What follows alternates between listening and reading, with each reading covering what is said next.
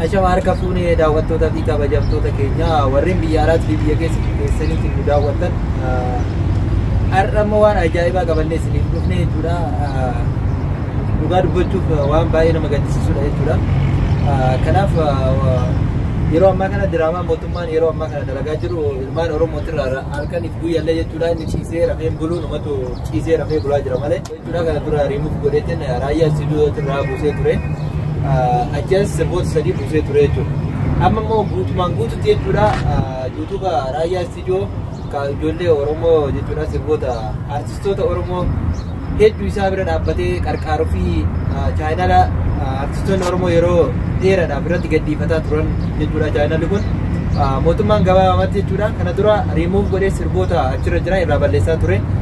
Amma guutumaan guututti akka inni harkaa cufatu taasisee jechuudha. Guutumaan guututti harkaa cufees jira jechuudha. Kanaaf nuti ilmaan Oromoo wanni asirratti taasisuu qabnu jechuudha. Artistoonni keenyas gadduu qabanii raayyaa istiidiyoollee amsir jechaani homaa rakkoon qabu sibira jirraa homaa wanni siqinqu tokko hin jiru jennaan. Kanaaf diina akkuma inni garaa nu gubeetti nus garaa isaa gubuun kenna hin oolu jechuudha. Kanaaf raayyaan istiidiyoo yoo danda'eetiin kan sirraa of taate ni sirraa chaayinaala san yoo hin sirraa ofneef taate immoo battalumatti chaayinaala biraa banee jechuudha. Ilmaan Oromoo waliif sheer gootanii battalumatti guyyaa tokkotti jechuudha miliyoona takkaan ga'uu fi qabna jechuudha. Morka mootummaa kanaati. Mee asirratti foozi'aati nagaa uummatas gaafadhuuti mee wanta dabaltu yoo jiraatu. Dursee kan jirtanii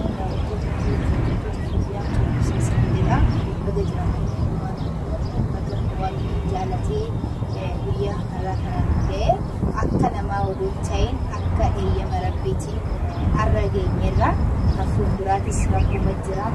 Inshaallah keenya rabbiitiin gochaa rabbiitiin keessaa eeyyama rabbiitiin bobbaalee gallaa galanisaa malee galanisaa argamu jenna. Keenyaa'u akka mootummaa yeroo amma biyyattii bulchaa jiru kanaatti akka yaada isaatiin ilmaan Oromoo har'a ga'uu hin qabanii silaa akka eeyyama rabbiitiin har'a geenyerra alhamdulillahi jira. Wannan isin jechuu barbaadu akkuma majlisin jedhetti raayyaa istiidiyoo cinaa dhaabbattanii hootan biraa chaayinaala biraarree argamatu ta'e sheer olii godhuudhaan cinaa dhaabbachuu qabdanii ilmaan Oromoo guutuu keessanuu Oromoon saba guddaa ta'uusaa kanarratti ibsuu qabdan isin jedha. Akkuma beektanitti immoo artistoonni keenya yeroo ammaa kana aamilee godhatanii jajjabaatinaan sirba babbareedaa sirba qabsoo kan hedduu nama kakaasu Oromoodhaaf aamilee kenne keessa keenya akkatti gammachiisee akka nu kakaasu godhu ilmaan Oromoo warra ciisee jiru warra of dagatee warra eenyummaa isaa dagatee akka eenyummaa isaanii yaadatanii Oromoon maal akka ta'e akka yaadatan weelluu adda addaa weelluu keessa namaa kana akka wayiititti kakaasu baasaa jira waan ta'eef artistoonni keenya kanas aamileen isaanii cabuu hin qabu cinaa isaanii dhaabbachuu qabdanii waan isin godhuu qabdan sheer olii godhuudhaan chaayinaala kana guddisuu qabdan isin jedha gara kootiiti. Oke, Fozia galatoomii har'a bakka bareedaa fi boota bareedaa dhufneetini boota waan kana uummata keenya hawaasa keenya akka dachee Oromiyaa fakkaatu boota kana dhufeeti akka isaaniif waraabu kana dirqamsiisee jechuudha. Oromoon of dagattanii jirtan warri biyya alaatti biyya keessa jirtanii nu hordofaa jirtan jechuudha. Har'a boota bareedaa dachee Oromiyaa fakkaatu irratti bosona keessa dhufeeti viidiyoo kana akka waraabu kana taasisee jechuudha. Dhugaa dubbachuuf viidiyoo kana waraabuuf wanni na kakaase gadda guddaan natti dhagahame jechuudha. Maaliif Oromoon tokkoffa subscribe walii hin godhu artistoota keenya bira dhaabbatee hin jajjabeessu warri YouTube qabanillee share godhanii fi artistoota keenya hin guddisanii waan baay'ee nama gaddisiisu. Sammales jechuudha mootummaan waan inni godhaa jiru ni gartanii jechuudha. Kanaaf raayyaa istiidiyoo kana duras hidheetiin meeshaa isaas jalaa guurateetiin ture jechuudha. Bara 2017 akkasuma fakkaatanii yaadadha. Achi booda jechuudha uummanni Oromoo walii galee maallaqa baasee meeshaa isaa akka istiidiyoos deebisee fi innis akka lukaan dhaabbatu kataasise Oromoodha jechuudha. Ammas immoo Oromoo santu chaayinaala isaa akka jalaa cufan kana deebisee jechuudha dhaabee fi miliyoona akka ta'uuf jechuudha. Harkaa gubuu qofaa yoo ta'in miliyoona taasisuu fi qabnaa jechuudha. Amma yoo inni haaraa baname warri YouTube qabdan jechuudha warri biyya keessaa biyyoota garaagaraa jirtan hedduu jira jechuudha. Ijoolleen warri Oromoo warri YouTubera gurguddaa qaban biyya anjiru kana keessas hedduu isaaniitti nama 30 takkas taatu ni gaanii Masri keessas ijoollee hedduu jira akkasuma Awurooppaa keessas ijoollee hedduutu jira. Kanaaf Itoophiyaas akkasuma jechuudha.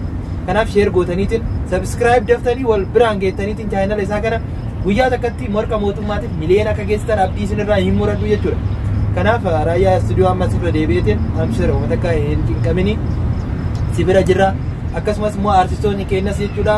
Hamileen keessan akka isin hin cabne isin bira jirra yeroo makamuyyuu wanti duubatti isin deebisu hin jiru.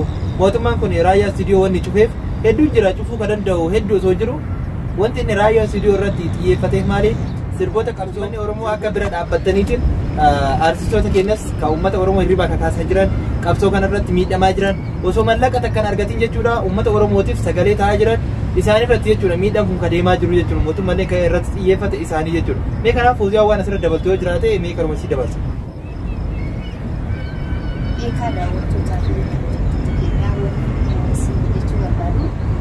Yeroo ammaa kana argitanitti akkuma Muhammadillee isin jedhetti bu'aa tokko malee artistoonni keenya qabsoo Oromootiif weelluu adda addaa waan Oromoo sirba qabsoo adda addaa baasaa jiran waan ta'eef isaan asirraa wanna bu'aa tokko hin qaban yaa ta'u malees bu'aan isaanii bilisummaa Oromoo qofaa jechuudha.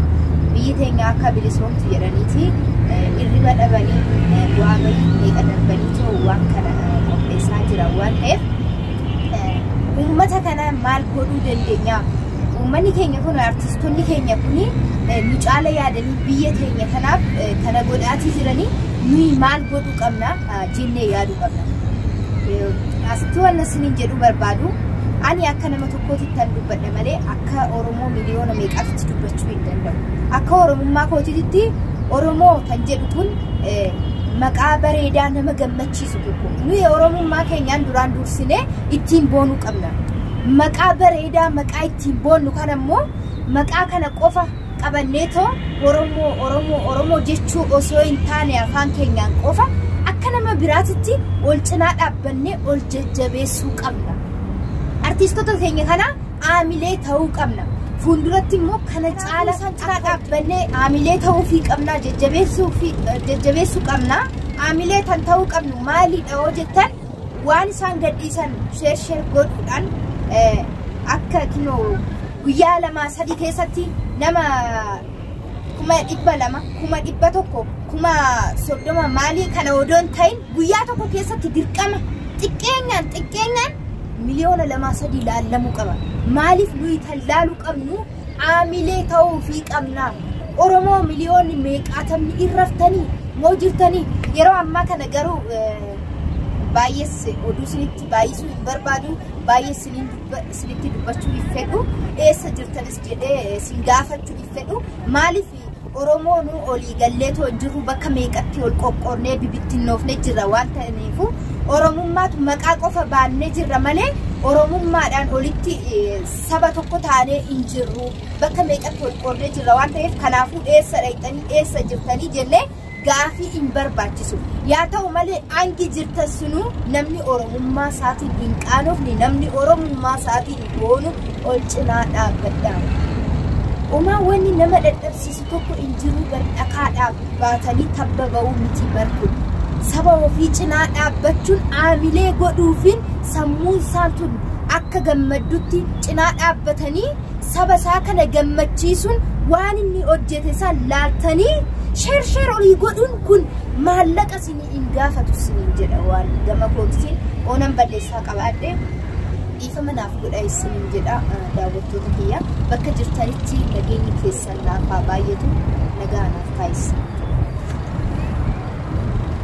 Okay, Fawziyaa galatoomii oomaan balleessinee dhiifamas wanni gaafattu hin jiruuti. Asumarratti yaadni an dabaluu yaadatti kaadhaa guddaa osoo hin ta'initti waliif ilaalaa waliif subscribe godha share godha kuni kadhaan baay'ate nama dabbaraa yooma booda waan akkanaa kana waliin gaafannuyyuu.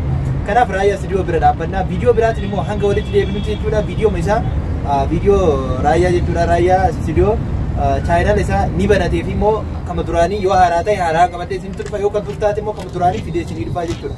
Kanaaf hangasiif Oromoo miliyoona 50 jedhamsanii ooluun ni caala. Miliyoona 50 keessaa namni imeela hin qabne namni imeela qabu akka miliyoona 3 takka ta'uun ol bara. Kanaaf guyyaa takkatti akkasi miliyoona galchitaniif abdiin qaba. Asumaan warreen Push 5 show jala jirtan hundi keessaniyyuu akka isin subscribe share gootan abdiin qaba akkasuma warri Foozaa jala jiranis akka godhan abdiin qaba kanaaf viidiyoo biraatiin hanga walitti deemnutti nagaan naa jiraadha isin jaaladha bakkuma jirtanitti nageenyi keenya isiniif haa baay'atu raayyaa studio amshir miliyoona siseensiifna uummata akka rakkoo hin jiru siin jedha asumaan nagaan nu tura.